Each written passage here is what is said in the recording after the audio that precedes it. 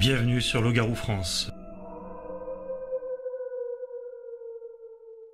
C'est avec plaisir que je vous retrouve. Bienvenue pour les nouveaux arrivants. Merci aux fidèles abonnés. Je tiens à vous rappeler que vous avez toutes sortes de goodies, des trucs comme ça, voilà, sweat, casquettes, mugs et plein de bordel, avec différents designs, Team Loup-Garou France, des gueules de loup-garou, le logo, tout ça, il y a plein de trucs. Donc ça c'est sur le site officiel loup-garoufrance.fr, rubrique boutique. Ça aussi c'est une très très bonne façon de m'aider. Et si vous voulez m'aider toujours un peu plus, vous avez le PayPal dans la description. Ça m'aide énormément à continuer cette activité et tout au long de l'année, vous amener du contenu. Merci beaucoup.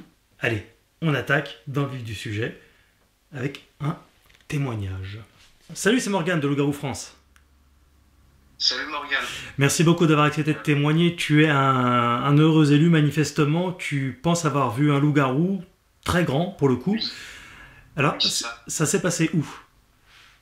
Alors, ça s'est passé vers la route de Leblanc pour justement aller à Tournon-Saint-Martin. Il faut savoir que sur cette route, il y a deux villes, Pocambo et Benavent.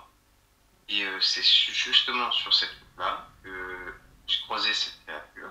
D'accord. Alors, ça s'est passé en 2011-2012, en hiver. Ouais. Donc tu étais jeune, hein? Oui, j'avais environ 11 ans à cette époque. Alors qu'est-ce qui s'est passé sur cette route? Alors, sur cette route, j'étais à bord d'un camion, hein, et si vous voulez, c'est un véhicule utilitaire qui fait dans les 3 mètres de haut. Mhm.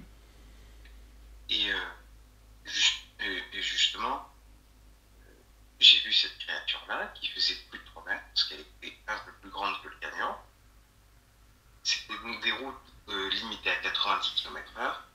À bord du fourgon, j'étais avec mes parents, ma mère qui dormait sur le côté droit. Moi, j'étais au milieu et mon père conduisait sur le côté gauche. D'accord. Est-ce que ton père l'a vu? Alors, je pense pas qu'il l'ait vu. Enfin, du moins, il m'en a pas parlé. Parce que lui, il était focalisé sur la route, vu qu'il est un peu âgé. D'accord. Toi, tu l'as vu, il était sur le côté, c'est ça? Oui, je l'ai vu très clairement. Il était sur le côté, c'est-à-dire dans l'herbe, dans la forêt? Il était où? Non, en fait, il est passé comme un éclair, en courant, sur le côté gauche, et il a sauté directement dans le fossé. Ça a duré à peine plus d'une seconde. Un battement de cils et on ne l'aurait même pas vu. Ouais, d'accord. Et ouais, d'accord. Parce que ton père aurait dû le voir théoriquement, puisqu'il regarde la route et que c'était sur le bas-côté. Bah, ça s'est passé sur le côté. Oui. Alors lui, il regardait droit. Alors je sais pas s'il l'a vu sur le côté. D'accord. Je saurais pas vraiment te dire parce que quand j'ai vu ça, j'ai terrorisé. J'ai senti une peur mais immense. J'en avais même fait un malaise. Ouais, tu te demandais ce que c'était, quoi. Et Ouais, tu l'as pas dit à ton c'est père? ça. Non, alors je lui en avais pas parlé. Pourquoi? Et bah, en fait, je sais pas si lui il l'a vu aussi, et si je lui en parle, j'ai peur qu'il me prenne pour un fou. Ouais, d'accord, ouais. Et alors, donc tu me dis qu'il mesurait à peu près la taille du camion, donc Oui. là, est-ce qu'il peut pas y avoir une exagération vis-à-vis des yeux d'un enfant? Parce qu'une bête de 3 Non, mètres... non, je pense pas, parce que quand ça a passé à côté, j'ai très clairement vu les formes. Il avait des oreilles en pointe, et les oreilles étaient plus hautes que la vitre du camion. Et la vitre est pratiquement collée au toit.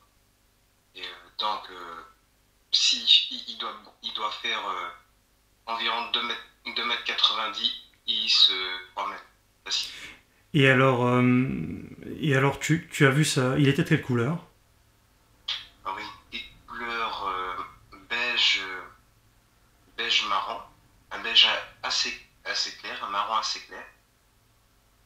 Tu as vu ses yeux?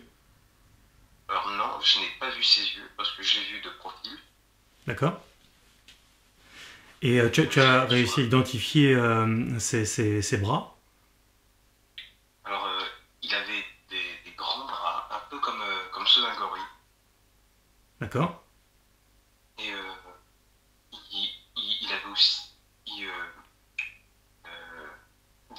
des jambes arrière, un peu comme celles des chiens, vraiment pliées, En, avec une articulation bizarre. en Z. Ouais, voilà. Et, Et et ça a duré vraiment une fraction de seconde. Euh, il a couru un peu, un peu, un peu avec une démarche bizarre. Il a posé sa patte sur le muret et il a sauté. Ça a duré vraiment une fraction de seconde. ouais, d'accord. Ouais. Et là, au moment où tu l'as identifié, il était où? Sur le côté, hein? Sur la droite? Ouais, non, sur le côté gauche. Ah, de l'autre côté alors. Ok. Oui. Ok, il était de l'autre côté de la route. Ok. Et ouais, d'accord. Il était déjà dans le fossé, il n'était pas sur la route. En fait, si tu veux, sur la route, tu vois, c'est une route où tu as deux voies. D'un côté, tu as la montagne Mhm. avec, avec tout un tas de bois et de cavernes qu'on peut littéralement voir sur la route. Ouais. Et de l'autre côté, tu as une espèce de fossé de plusieurs mètres de profondeur. Mhm. Et du coup, il est apparu sur le côté gauche, du côté du fossé. Ouais. De ma route à moi, c'était le côté gauche. Après, de l'autre sens, c'était le côté droit, évidemment. Ouais. Il a sauté littéralement dans le fossé et je l'ai plus jamais revu. Et qu'est-ce qu'il faisait au moment où tu l'as identifié? Juste pile à ce moment-là, avant qu'il saute? Il courait. Ah, il courait, il était Comme avant si, quoi. ouais, comme si il partait chercher quelque chose ou il partait attraper quelque chose, je sais pas. Il était vraiment, vraiment en mode très rapide, quoi. Il n'a pas le temps de faire autre chose. Ouais. Ouais. Donc il était à combien de mètres du camion environ? Euh, la route fait environ 4-5 mètres de large. C'était la route du tour, donc la route la plus proche du bord. Lui, il était vraiment sur le côté, donc je pense environ 1 mètre. Un mètre, tu veux dire du camion? Ouais, 1 mètre. Alors je comprends, Parce que, j'essaie de comprendre, hein, parce que si tu roules sur la droite, entre 1 mètre et 50 centimètres, parce que en fait, je l'ai vu, je l'ai vu quand il a passé. J'avais pas vu ses oreilles. J'avais vu à partir de son crâne. Ça, et il a couru, il a sauté dans le fossé. C'est là que je l'ai vu en entier. alors j'ai du mal à comprendre parce que on roule sur la droite. C'est une deux voies, hein, c'est ça? Oui, c'est une devoir. En fait, euh, euh, au retour, euh, on roule sur le côté parce que il y avait, il y avait les trucs de travaux, je crois, à l'époque, parce que tu vois, en fait, c'est une route montagneuse Mhm. et t'as tout le temps des chutes de pierre. Mhm. C'est une route, c'est un peu dangereux de rouler par là d'ailleurs. Oui. Et là, en fait, t'as une voie qui est fermée. Donc, forcément, tu roules sur une seule voie. Ah d'accord, ok, je comprends mieux alors. Parce que j'allais dire, sinon, normalement, si t'étais sur la droite, ça devrait faire au moins 4 5 mètres. Oui, je vois ce que tu veux dire. Mais, Ouais. non, de toute façon, c'est une route, elle est tout le temps de travaux. Donc il est, Il faut y aller. il est passé proche, plus proche de ton père alors. Ouais, Ton père l'a avec, forcément vu quand même, parce que quand tu regardes la route, tu regardes pas que devant toi, tu regardes toujours un petit peu sur les côtés, on a une vue oui, quand même. oui. Après ça, je t'avouerai, je saurais pas. Ton père Dire est toujours de ce monde. alors oui, il est toujours de ce monde. Et tu voudras pas lui demander si un jour il a pas vu un animal assez imposant. Alors, je t'avouerai, je peux lui demander. Après, je sais pas s'il va s'en rappeler, parce que, tu vois, il a, il a bientôt 65 ans, alors Ouais, mais ça, je- c'est ça- 65 ans, t'es pas non plus à l'article de la mort, mais parce que dans le oui, sens où si toi ça t'a marqué, lui ça l'a forcément marqué aussi, quoi. S'il l'a vu. euh, ben, en soi c'est possible. Après, je peux toujours lui demander. Oui, bien Ça sûr, ouais. coûte rien. Bah ouais, ouais. Et parce que tu penses que si tu lui dis, oui, bah quand j'avais environ 11 ans, bah voilà ce que j'ai vu, tu crois qu'il le prendrait comment? Ben, je pense que il se foutrait plus de moi qu'autre chose. Ouais, donc c'est pour ça que t'oses pas en parler comme ça, quoi. Ouais. Et si ça se trouve, il te dirait, bah ouais, je l'ai vu aussi, je n'osais pas t'en parler parce que j'avais peur que tu me prennes pour un fou. Mm. Du coup, tout le monde a peur qu'on se prenne pour des fous, alors du coup, plus personne Ouais, c'est parle. ça. C'est Ça. ça, bah, tu vois, j'ai dans le village où je suis une ancienne amie que j'avais rencontrée comme ça par hasard. Et justement, lors d'une soirée, je lui parle de cette histoire-là. Et elle prend peur parce qu'elle me dit qu'elle a justement rencontré la même créature lorsqu'elle était petite. D'accord. Ouais. Bah, ça serait intéressant qu'elle me contacte en privé pour voir ce qu'elle pourrait me dire. Alors, oui, je peux essayer Ah, de la contacter. ouais. Elle t'a fait une description Elle m'a dit que c'était exactement la même que je lui avais fait. Et toi, à ce moment-là, enfin, bien que tu sois jeune, mais avec le temps, tu y as mis le mot de loup-garou ou tu as mis un autre mot là-dessus? Euh, non, j'ai bien mis le mot garou, parce que à l'époque, à l'époque, je savais pas vraiment ce que c'était, et c'est en faisant mes recherches, quand j'écrivais, par exemple, sur YouTube, créature ou bête, bête animal, je tombais sur tout un tas de trucs, comme des Wendigo, etc. Et puis après, j'ai lu le loup-garou, et c'est là que je me suis dit, ben, merde, c'est ça, quoi. Mhm. Tu as quel âge aujourd'hui? Aujourd'hui, j'ai bientôt 23 ans. D'accord. Ok. Ouais, donc ça fait quand même une paire d'années, quoi, et ça t'a marqué, tu l'as pas oublié, hein. Alors, ça c'est un truc qu'on oublie difficilement. Tu m'étonnes. Et avec tes potes, vraiment, tu sais, je peux dire des vrais amis, t'en as même pas parlé? Alors, euh, s'il y en a à qui je leur ai dit, bon, il y en a qui m'ont toujours pris pour un fou, tu vois, pour un menteur. Moi, je sais personnellement ce que j'ai vu, et je sais très bien ce que je dis, donc... Hmm. Tu identifies ça comme donc comme un animal. Ben, en soi, j'ai pas vu, comme dans les films, par exemple, une transformation, Ben etc. oui, forcément. Non, j'ai vraiment vu la chose en animal. Ouais, ouais. Donc, pour moi, je pars du principe que toutes les jeunes existent. Hmm. Donc, en plus, le loup-garou, c'est une créature française. Donc, je vois pas pourquoi cet animal, il n'existerait pas. Pour autant, on en entend parler dans le monde entier, et ce depuis des millénaires malgré tout. Et tu vis près de cette zone-là aujourd'hui? Alors, oui, ben, je vis toujours dans cette région-là. D'accord. Euh, Donc c'est pas loin de chez toi cet endroit, c'est ça? non, ben, j'y vais assez souvent, toujours sur la même route d'ailleurs. Parce que moi j'habite à Tournon-Saint-Martin, c'est à peine 10 minutes de route de Leblanc, donc je passe souvent sur cette route. T'as essayé de faire du reportage sur le terrain pour essayer d'identifier l'animal? Alors, non, jamais, mais chaque fois qu'on passe sur la route, je vois toujours les entrées des cavernes, et c'est ça que je comprends pas, c'est que il y a une énorme entrée dans la montagne, et quand on passe justement devant cette entrée, on n'a aucun réseau, on ne capte plus rien, alors que 10 minutes avant, Ouais, ça c'est des zones on blanches. capte, C'est des zones et blanches, juste il y en a après, partout. voilà, c'est une zone blanche. Et juste après cette zone-là, on capte à nouveau. Mhm. Il y a juste dans cette petite zone qu'on ne capte pas. Bah ouais, ouais, ouais. Bah ça c'est banal, on t'en trouve partout en France.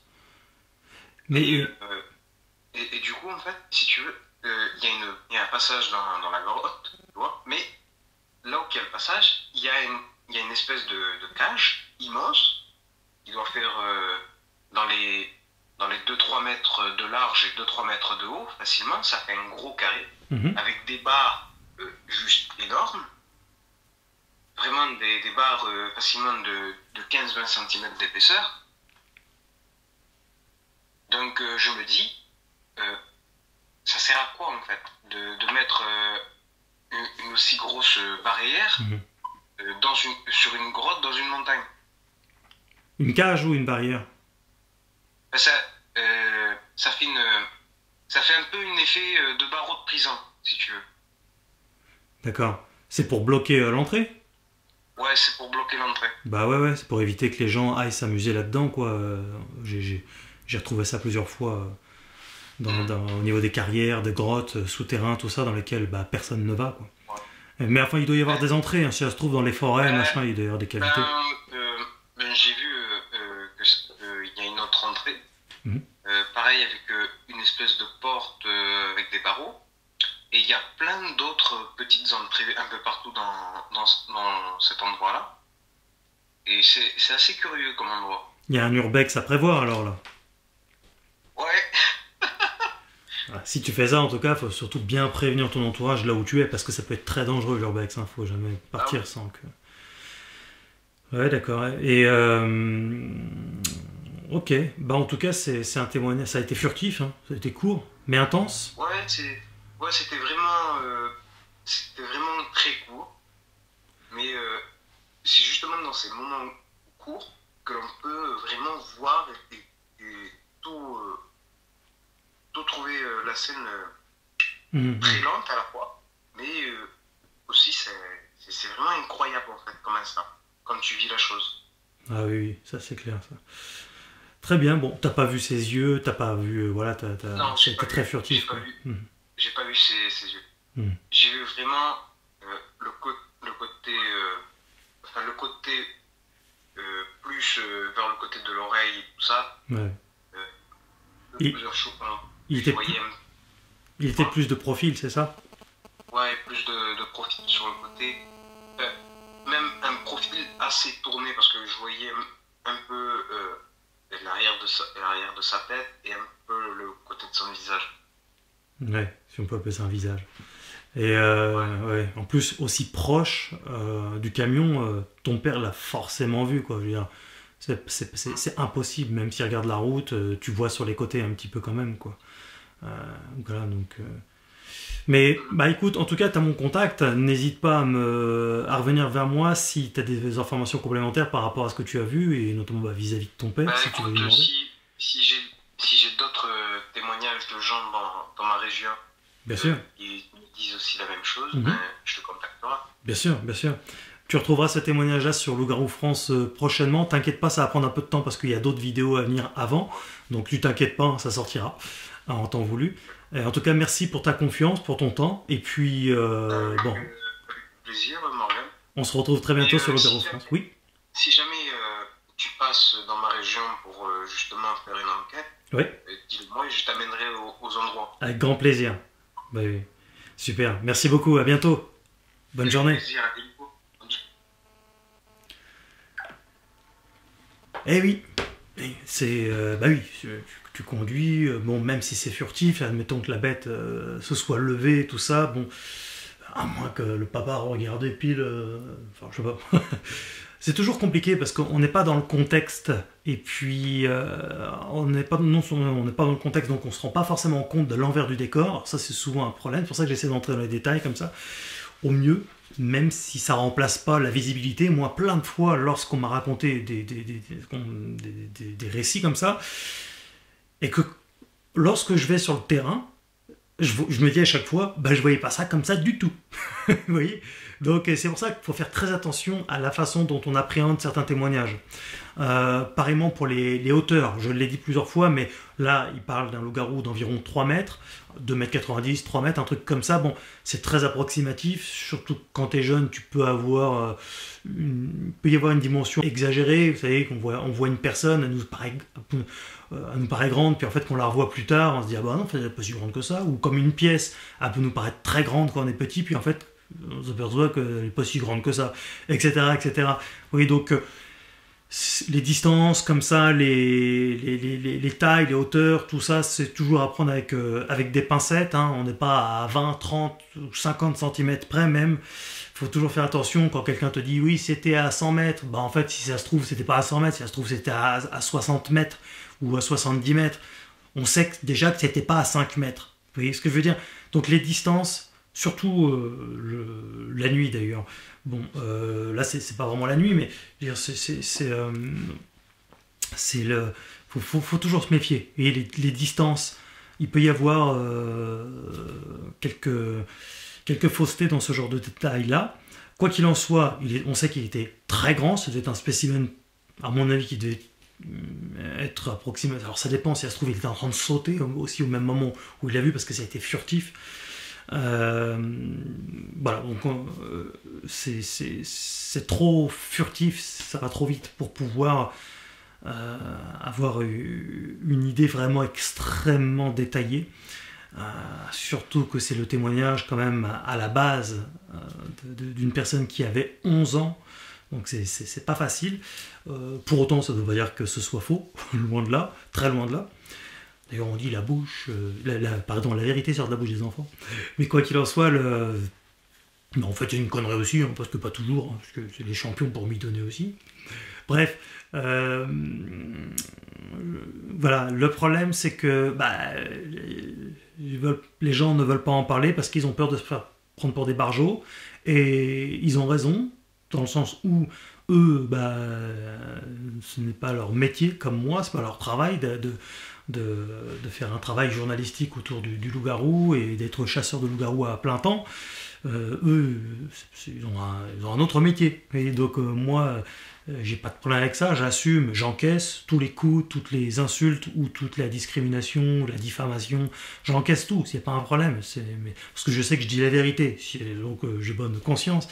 Mais eux, ces gens-là, n'ont pas nécessairement, n'ont aucun intérêt, c'est pas leur travail, vous comprenez?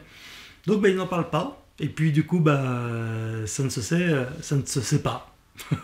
Ça ne se sait pas plus, parce que les gens sont très nombrilistes, et ils ne croient que ce qu'ils voient, ce qui est ridicule, parce que c'est pas parce qu'on n'a pas vu que ça n'existe pas, et puis ils croient bien évidemment, je dirais symboliquement, BFM, oui. Et vous en conviendrez, souvent ces gens-là te disent « Non mais je regarde pas la télé ». C'est bizarre parce que lorsqu'ils parlent, lorsqu'ils pensent, c'est exactement identique à ce qui se passe à la télé. Vous voyez, c'est ça qui est drôle. Ils regardent pas la télé, mais en même temps ils pensent de la même façon. Bref, on fera pas le monde. En tout cas, j'espère que ça vous a quand même intéressé. Si vous êtes là, c'est le cas. Et puis si vous-même vous pensez avoir vu un loup-garou, contactez-moi en message privé. Soit via l'un de mes réseaux, je l'ai dit tout à l'heure, TikTok, machin truc, soit directement en mail à loup-garou-france@gmail.com. Pensez à liker et abonnez-vous en cliquant sur la cloche pour recevoir les notifications. Et si vous voulez me soutenir, vous pouvez me faire un don sur PayPal. J'en ai grandement besoin pour continuer à alimenter tout le contenu que vous voyez. Donc je compte sur votre générosité. À la limite, c'est les fêtes de fin d'année, là, au moment où on parle. On est en 2024. Au moment où on enregistre, on est quand exactement d'ailleurs? On est le 14 novembre 2024. Voilà. Ça serait un super cadeau de Noël pour moi, et même d'anniversaire, parce que mon anniversaire, c'est le 31 décembre. Donc ça me ferait vraiment super plaisir, ça m'aiderait, et on continue l'aventure qui, j'espère, sera encore très très longue. Vous étiez sur Loup-garou France.